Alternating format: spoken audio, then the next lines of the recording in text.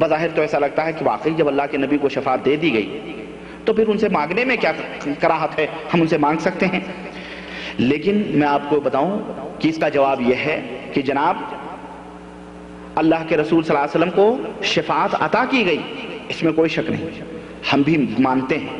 آپ بھی مانتے ہیں، ہمارا ایمان اور یقین ہے کہ اللہ کے رسول صلی اللہ علیہ وسلم کو اللہ تبارک و تعالیٰ نے شفاعت کا حق عطا فرمایا ہے۔ چنانچہ صحیح بخاری کی روایت، اللہ کے نبی صلی اللہ علیہ وسلم نے فرمایا کہ میرے پاس جبریل امین تشریف لائے اور انہوں نے کہا کہ اللہ تبارک و تعالیٰ نے آپ کے اوپر سلام کہا ہے اور یہ فرمایا ہے کہ آپ کی آدھی امت جنت میں چلی جائے، یہ آپ پسند کریں گے یا آپ سفارش کو پسند کریں گے، کیا پسند کریں گے؟ تو اللہ کے رسول صلی اللہ علیہ وسلم نے فرمایا فاخترت الشفاعہ، تو میں نے شفاعت کو پسند کیا، میں نے شفاعت کو پسند کیا کہ ہمیں یہ پسند نہیں ہے کہ ہماری آدھی امت جنت میں چلی جائے۔ کیوں آدھی امت جنت میں چلی جائے گی؟ اگر ہم کہتے ہیں اللہ میری امت آدھی جنت میں چلی جائے تو آدھی تو بیچاری گنہگار پڑی رہے گی نا، تو اس میں تو حق نہیں ہوگا اللہ سے دوبارہ کہنے کا۔ لیکن جب سفارش کا حق مانگ لیں گے اللہ سے تو قیامت کے دن ہم پورے کے پورے کی سفارش بھی کر سکتے ہیں، جس کی چاہے اس کی سفارش کر سکتے ہیں، ہے نا؟ یہ اللہ کے رسول صلی اللہ علیہ وسلم نے کہا فاخترت الشفاعہ، تو میں نے اپنی امت کے لیے سفارش کا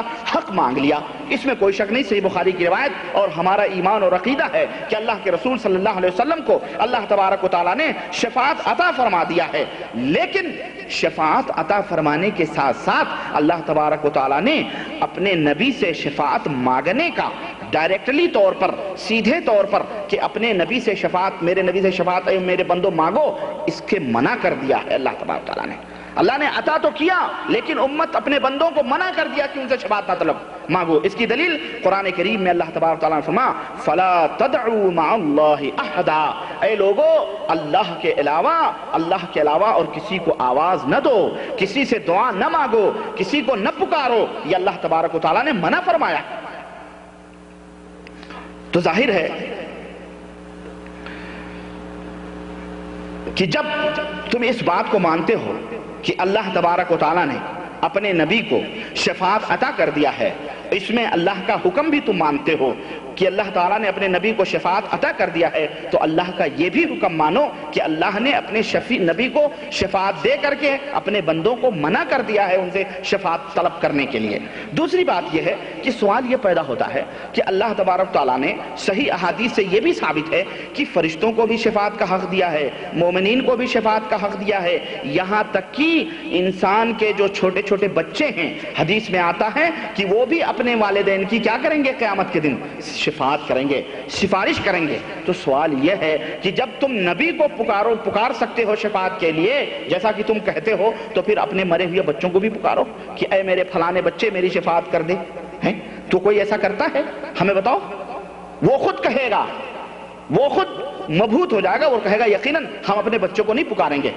یا محمد علی ہمیں ہماری شفاعت کرنا، یا بچہ ننھا سا مر گیا تو اس کی قبر پہ جا کے پھول چڑھائیں گے، اس کی قبر پہ جا کے سجدے کریں گے اس کی کہ وہ بھی تو ظاہر ہے کہ ولی اللہ وہ بھی ہوا۔ پھر فرشتوں سے بھی شفاعت مانگو، ان کو بھی پکارو فرشتوں کو، اور یہی کام وہ تھا جو مشرکین مکہ کرتے تھے، فرشتوں کو آواز دیتے تھے اپنے دکھ میں، اپنے سکھ میں، سب میں فرشتوں کو پکارتے تھے اپنی مدد کے لیے، ان کی سفارش مانگتے تھے۔ تو ایک شبہ ہے، اس شبہے کا جواب آپ اس طرح سے دے سکتے ہیں کہ اللہ کے نبی صلی اللہ علیہ وسلم کو اللہ تبارک و تعالیٰ نے شفاعت ضرور دیا ہے، حق یہ ضرور دیا ہے، لیکن اللہ تعالیٰ نے منع فرمایا ہے ان سے شفاعت طلب کرنے کے لیے، بلکہ اللہ نے یہ فرمایا کہ مجھ سے تم مانگو کہ اے اللہ اپنے نبی کی شفاعت مجھے عطا فرما،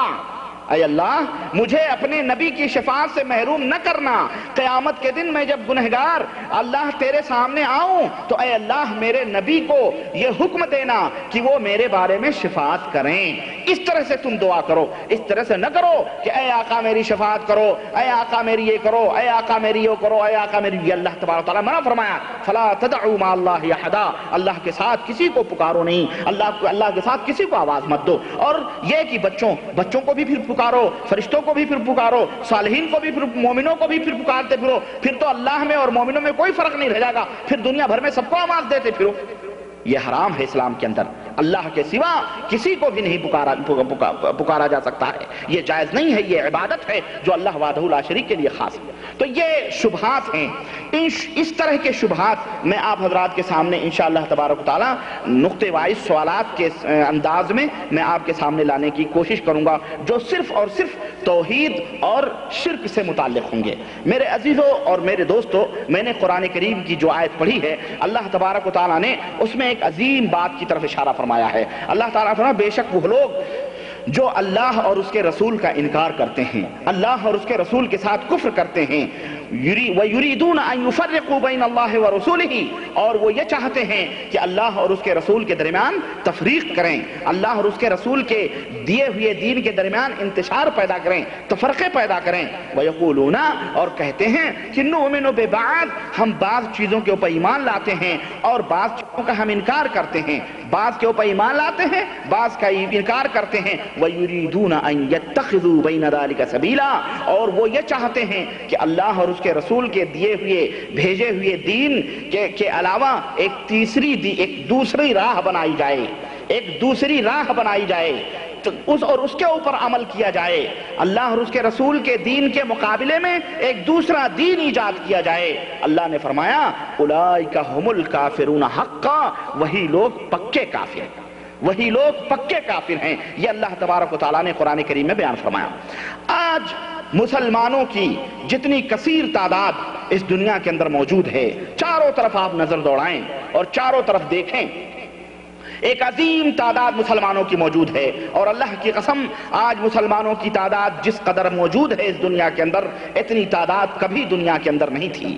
اس قدر موجود ہیں۔ ہر چیز میں مسلمان آگے ہیں، مال دولت ہو اس کے اندر بھی مسلمان آگے ہیں، حکومت اور سلطنت ہو اس کے اندر بھی مسلمان آگے ہیں، اور علم و تعلم ہو اس کے اندر بھی، تعلیم و تعلم ہو اس کے اندر بھی مسلمان آگے ہیں۔ غرض ہر میدان میں حکومتیں، سلطنتیں، مال اور دولت، سب چیز کے اندر مسلمان آگے ہیں اللہ کے فضل و کرم سے، اور کثیر تعداد مسلمانوں کی موجود ہے۔ اتنی تعداد مسلمانوں کی جتنی ہے اتنی اور کسی دھرم اور مذہب کے ماننے والے لوگ نہیں ہیں، لیکن اسی کے مطابق اگر آپ دیکھیں، اسی طرح جس طرح یہ کثیر تعداد میں موجود ہیں، اتنے ہی مسلمان ذلیل ہیں، رسوا ہیں، اور دنیا کے اندر اللہ تبارک و تعالیٰ نے انہیں ذلیل اور رسوا کیا ہوا ہے۔ اس کی وجہ کیا ہے؟ اس کا سبب کیا ہے؟ یہ کیوں ہے آخرکار ایسا، جبکہ مسلمان مال و دولت میں سب کے اندر آگے ہیں اور زیادہ ہیں، تعداد میں بھی زیادہ ہیں، لیکن ذلت و رسوائی کا عالم یہ ہے کہ جتنے آج ذلیل ہیں اتنے کسی زمانے میں مسلمان ذلیل اور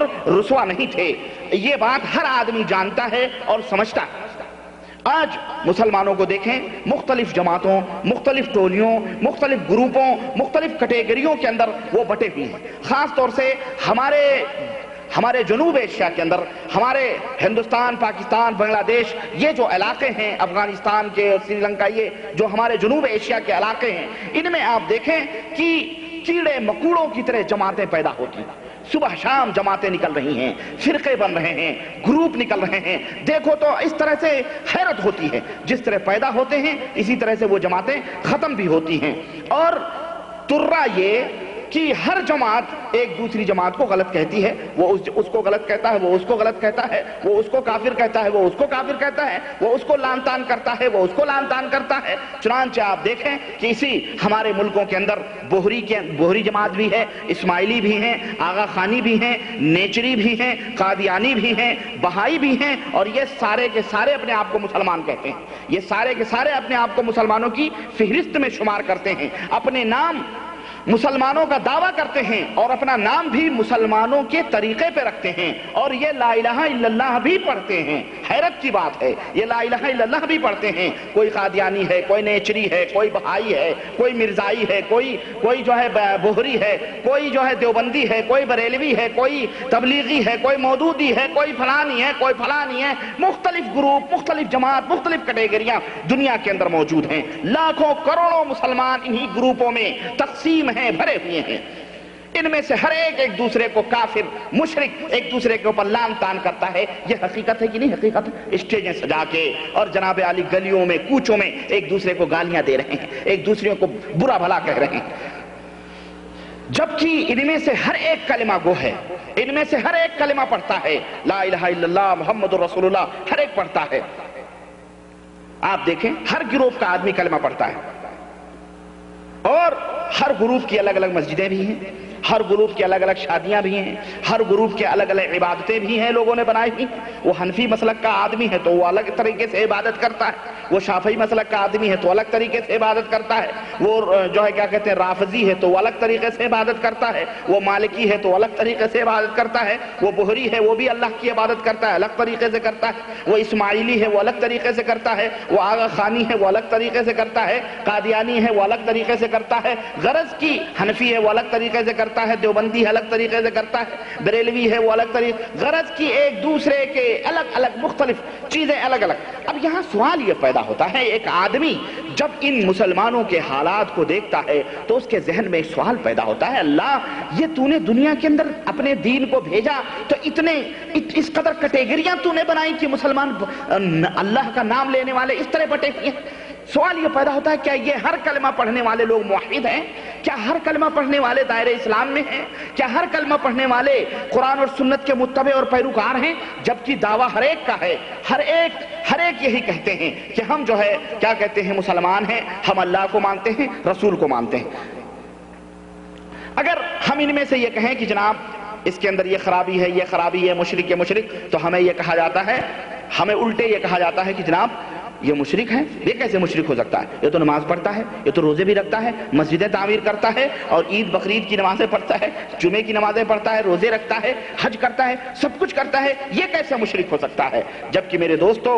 آئیے میں آپ کے سامنے واضح کروں کہ ہر کلمہ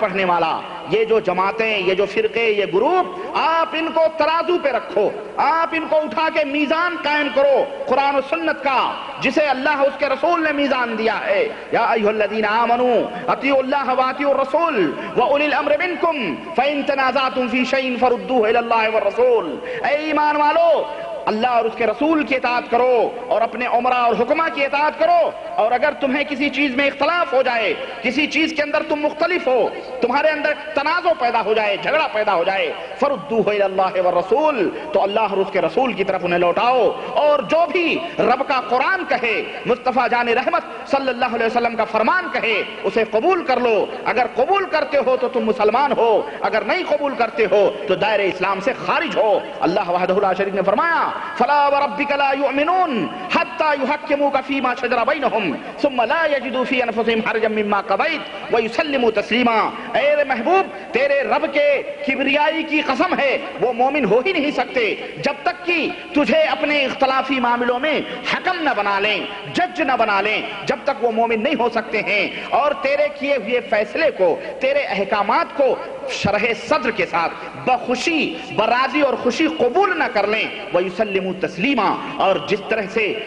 تسلیم کی جاتی ہے کسی بات کو، اسے تسلیم کر لیں، یقین نہ کر لیں، تب تک وہ مومن اور مسلمان نہیں ہو سکتے ہیں۔ میرے دوست، میرے عزیز، یہ میزان ہے، یہ ترازو ہے، آپ اس میزان اور اس ترازو کے اوپر سارے مسلمانوں کو تولتے جائیں۔ اور ایک بات میں نے گزشتہ محاضرے میں، گزشتہ لیکچر میں میں نے آپ کو بتلائی تھی کہ بغیر کسی دلیل کے کسی جماعت، کسی گروپ، کسی فرقہ، کسی تنظیم، کسی تحریک، کسی بھی فرقے، کسی بھی مسلک اور کسی بھی مذہب سے چمٹنا بغیر دلیل کے، بغیر ثبوت کے، آنکھ بند کر کے اس کے پیچھے چلنا، یہ اللہ وحدہ لا شریک کے ساتھ شرک کرنا ہے، اللہ تبارک و تعالیٰ